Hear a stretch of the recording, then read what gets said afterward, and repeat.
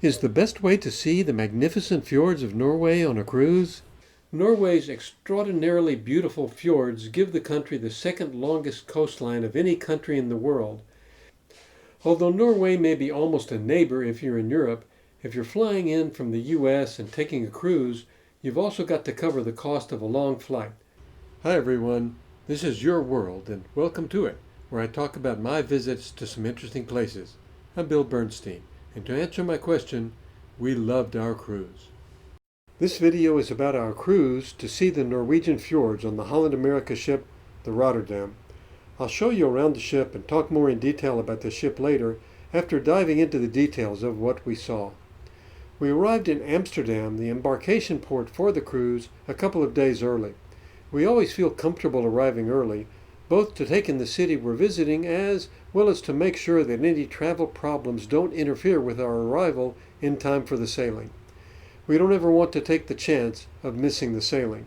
We were fortunate to get a room at the DoubleTree with a nice view of the city and one of the canals. It cost a bit more than a room we had originally been assigned, but it was worth it for these views.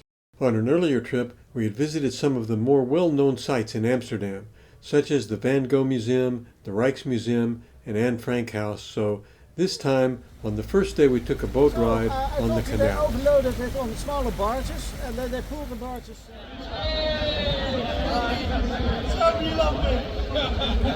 This was a great way to get a feel for the city, which is sometimes called the Venice of the North. We definitely enjoyed the ride, thanks both to the interesting views as well as to our captain and guide, Ono, who's with the cruise company, Captain Jacks. The next day, we took a tour to the town of Zaandam, an area famous for windmills. It gave us a peek at some of what the Netherlands looked like not that long ago. We visited an establishment showing how the traditional wooden shoes were made.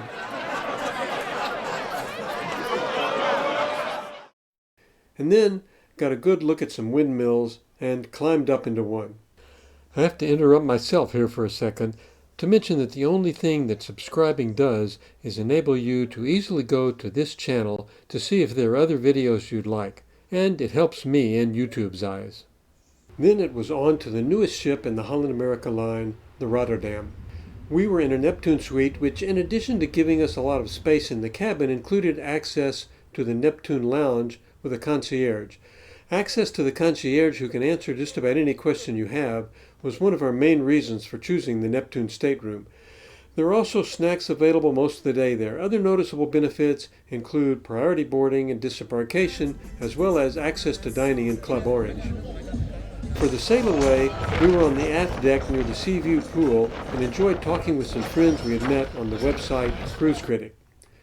We had reserved the free dinner in a specialty restaurant that came with our booking the first night in Tamarind, the Asian fusion restaurant that is available on many of the Holland America ships. The meal met our hopes of a great start to the cruise. It's not a bad idea to have dinner the first night in a specialty restaurant, as these are not usually crowded the first night and the main dining room can be pretty hectic. The first day was at sea as we sailed toward Norway. We enjoyed some activities on board during the day and had dinner that night in Club Orange. We really enjoyed being able to have dinner in Club Orange, a small dining area with an extremely attentive staff. Doing the cutting there is Floyen, the manager of Club Orange. This is delicious. The fish, yes. The first port was Ulvik, where we anchored and took a tender into port. This was really our introduction to the Norway we had hoped to see, giving us our first views of the beauty of the fjords. We had a view of this striking area with the waterfall creating a gorgeous rainbow. Although we were there in late May, a couple of our excursions did not go as high as planned, as the snows on the higher elevations had not yet melted. We had some beautiful views at our locations, however. This is the suspension bridge over the Geirangerfjord, one of the longest suspension bridges in the world. The port the next day was Alesund, where we were able to dock. The first stop on our excursion that day was to an area known as the Troll Ladder, although in the excursion it was titled the Troll Path. This is a climb that several have died climbing, but it is still popular. I might not have tried to climb the Troll Ladder, but I got this t-shirt. Then we visited another area with a striking view of rushing water as the river flowed under the bridge we were on. We sailed from the area at night when it was still light outside and the view was gorgeous. The view you're seeing was filmed at 10:35 at night. The following day, the Rotterdam sailed into Geirangerfjord, a UNESCO World Heritage Site. Beginning in 2025, Norwegian law will not allow any ship that is not carbon neutral to sail into either of the two fjords that are UNESCO World Heritage Sites. So if you're considering a cruise there, you have until 2025 to experience that.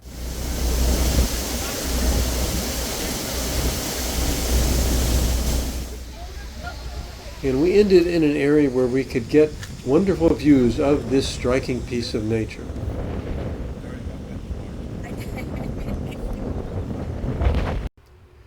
This was another excursion that was slightly limited by the inability to go further up Mount Dalsinaba as originally promised, as the snow higher up made going higher dangerous.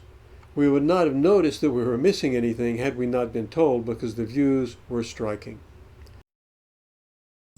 That evening we were lucky to be entitled to some more really beautiful views as we were leaving Geirangerfjord. The waterfalls known as the Seven Sisters was another nice viewing experience.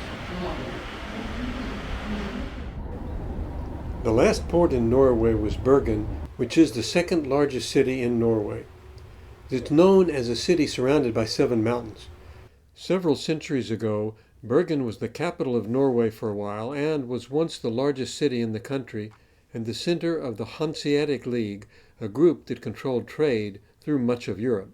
The excursion we had booked through the cruise was for a walk through the city with our guide. Following that, we took the funicular up to Mount Floyen for a panoramic view of the city. It was nice and windy up there. After coming back down, we stopped at the seafood market where Kim got some caviar. Then it was back on board, leaving the city, and again watching the sea in the light of late evening. The last day of the voyage was again a sea day as we sailed back to Amsterdam. We were impressed with the Rotterdam. In addition to main dining room, Holland America ships have the Pinnacle Grill on all ships, the Canaletto on all ships, although it's not a separate room on the older ships, a separate Club Orange in the newest Pinnacle class ships, Tamarind also in many newer ships, and Rudi Sel de Mer on Pinnacle class ships. There are also several specialty restaurants with no extra charge. The Dive-In on all ships, New York Deli and Pizza on the newer ships, and Dutch Cafe on the newest ships. As a vegetarian, I was very happy that at the Dive-In Grill, any of their burgers or hot dogs could be made using a Beyond Meat substitute. But I was especially impressed that at the NY Deli and Pizza, any of their pizza could be made vegan using vegan cheese. They get a big plus for that. And I had pizzas and veggie burgers for lunch more than once. And let's not forget the Lido, or the buffet, where those with me had their lunch every day, and I would meet them there bringing my veggie burger or pizza. The food was excellent, with one exception. The evening after sailing from Bergen, we had dinner in Canaletto, the Italian restaurant that every Holland America ship has. Those with me had a good meal, but I was disappointed that for a vegetarian, there was no option but some plain spaghetti. I expected more. There's always plenty to do on board, both during the day when at sea or in port, and especially at night. Holland America ships have the world stage where the main entertainment events take place, billboard on board, B.B. King's Blues Club with various acts, and the Rolling Stone Rock Room. I missed most of the night's entertainment, however, as I tend to spend a few hours each night in the casino at the craps table.